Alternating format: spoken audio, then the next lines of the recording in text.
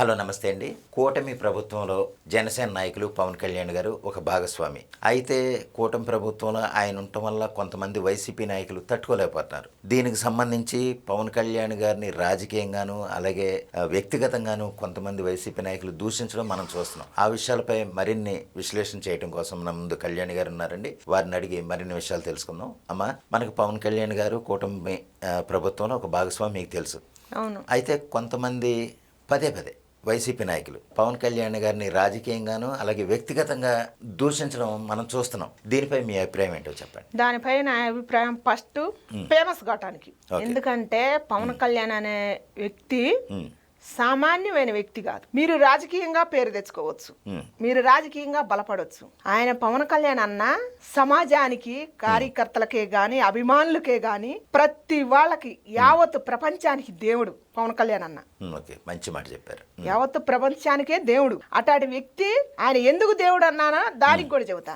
ఆయన ఆశతో రాలేదు రాజకీయంలోకి, ఒక ఆశయం కోసం వచ్చిండు. రాజకీయంలో ఒక మార్పు తేటానికి వచ్చిండు, యువతలో ఒక మార్పు తేటానికి వచ్చిండు, యువత భవిష్యత్తు దృష్టిలో పెట్టుకుని వచ్చిండు. అధర్మ పాలన పైన ధర్మ యుద్ధం చేయడానికి వచ్చిండు పవన్ కళ్యాణ్ అన్ని. ఆయన గురించి చెప్పాలంటే మాట్లాడే మాట జాగ్రత్తగా ఉండాలి, చూసే చూపు జాగ్రత్తగా ఉండాలి. ఆయన గురించి, ఆయన వ్యక్తిత్వం గురించి మాట్లాడాలన్నా ధైర్యం ఉండాలి, మడిసిగా ధైర్యం ఉండాలా. మాట్లాడే వ్యక్తికి కూడా నీతి నిజాతులు ఉండాలి. అట్లాంటి వ్యక్తి ఆయన. ఆయన చరిత్రలో ఉండాల్సిన వ్యక్తి. కాకపోతే నా చిన్న సలహా, నీచమైన రాజకీయం ఇది. ఎంత మంచి చేసినా మంచి కానరాదు, మంచి మరుగున పడిపోద్ది, చెడే పైకొత్తది. అందుకే తరతరాలుగా రాజకీయ వ్యవస్థ, నీచమైన రాజకీయ వ్యవస్థే బతికింది కానీ మంచి ఎక్కడ బతికింది? మంచి చేసిన ఈరులు ఎందరో మహానుభావులు చరిత్రలో నిలిచిపోయారు. వాళ్ళ సరసన ఈయన పవన్ కళ్యాణ్ గారు అనే దేవుడు ఉండేవాడు అని ఈయన లెక్కించబడుద్ది. ఇది చరిత్రాయిగా నిలిచిపోద్ది. ఎందుకంటే ఆయన దోసుకోవటానికి రాలా, ప్రజలను దోసుకోవటానికి రాలా, వాళ్ళ సమస్యలు దోసుకోవటానికి వచ్చిండు, వాళ్ళ కష్టాలు దోసుకోవటానికి వచ్చిండు.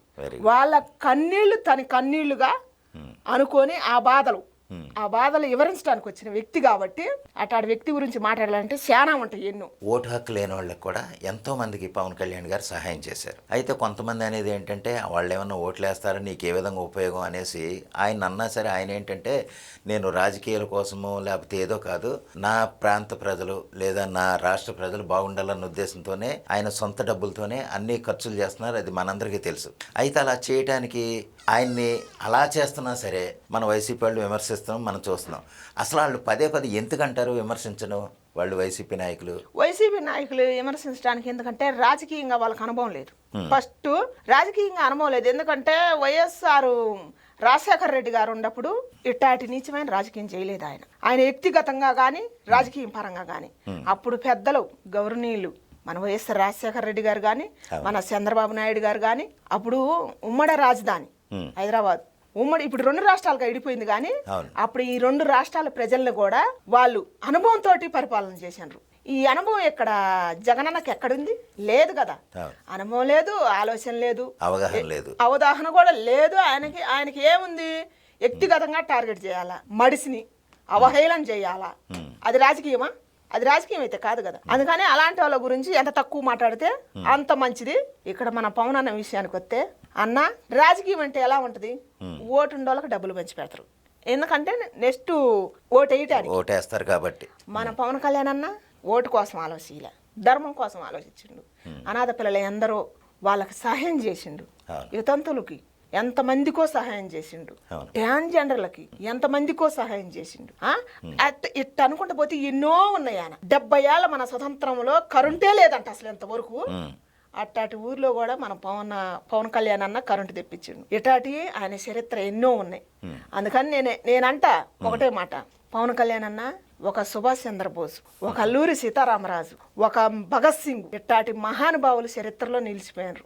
వాళ్ళ సరసన నీ పేరు కూడా లెక్కించబడుద్ది అన్న అని నేను అంటున్నా. అన్న ఒక మాట చెప్పిండు, అభిమానుల కోసం, యువత కోసం, యువత భవిష్యత్తు కోసం. ఏం చెప్పిండంటే, కొంతమంది జీవితంలో చిన్న చిన్న బాధలకి అవగాహన లేక నా జీవితం ఇంతే అని తను సాలించే వాళ్ళు ఎంతో మంది ఉండరు. ప్రాణాలు తీసుకునే వాళ్ళు.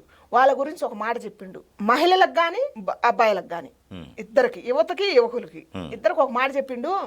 మంచి మాట చెప్పిండు. ఊరంతా చీకటి, ఇల్లేమో చాలా దూరం, రోడ్డు గోతులు, చేతిలో దీపం లేదు, ప్రయాణం ఎలా?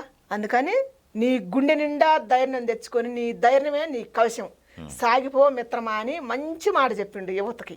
దయచేసి పవన్ కళ్యాణ్ అన్ని రాజకీయంగా కొంతమంది వ్యక్తిగతంగా వాళ్ళు దూషియొచ్చు, కానీ అది వాళ్ళ కర్మ, వైసీపీ నాయకుల కర్మ. అందుకని పవన్ కళ్యాణ్ అనే వ్యక్తి ఒక దేవుడు, ఆయన ఆశయాలు గొప్పది. అందుకని దయచేసి ఏపీ ప్రజలు గమనించాలని కోరుకుంటున్నా. ఇప్పుడు పవన్ కళ్యాణ్ గారు తన జనసేన పార్టీ అలాగే కూటమి ప్రభుత్వంలో ఒక భాగస్వామి. చంద్రబాబు నాయుడు గారు ఎంత కష్టపడుతున్నారో, పవన్ కళ్యాణ్ గారు ఎంత కష్టపడుతున్నారు, అలాగే లోకేష్ గారు కూడా అంత కష్టపడుతున్నారు. ఓకే, అయితే పవన్ కళ్యాణ్ అన్న ఆగవయ్య, పవన్ కళ్యాణ్ అన్న అనుభవం కోసం కూటమిలోకి వెళ్ళిండు. అక్కడ ఉంది ఒక దశాబ్దం వెళ్ళిన బాబు గారు, అక్కడ ఎన్నో అనుభవాలు ఉంటాయి. మరి రాజకీయంగా ముందుకు రావాలంటే అనుభవాలు నేర్చుకోవాలి కదా. అవును, అది ఒక మంచి ఆలోచనతో పోతే జనం ఒకటే కూటమి ప్రభుత్వం ప్యాకేజీ అని అంటాను. జనసేన నాయకుడు, జనసేన జెండా రెపరెపలాడుతుంది తెలంగాణ గడ్డ పైన. అదే విధంగా తెలుగుదేశం జెండా కూడా ఎగరాలని మన తెలంగాణ ప్రజలు ఎదురు చూస్తున్నారు. కూటమి ప్రభుత్వం మళ్ళీ ఎక్కడ కూడా వస్తే బాగాని మన తెలంగాణ ప్రజలు ఎంతో మంది అనుకుంటారు. అందుకని దీని పరంగా వైఎస్ జగన్మోహన్ రెడ్డి గారు అనే మాటలు ఎవరు పట్టించుకోవాల్సిన అవసరం లేదు. ఆయన కలగంటే అది కలగనే మిగిలిపోద్ది ఆయనకి.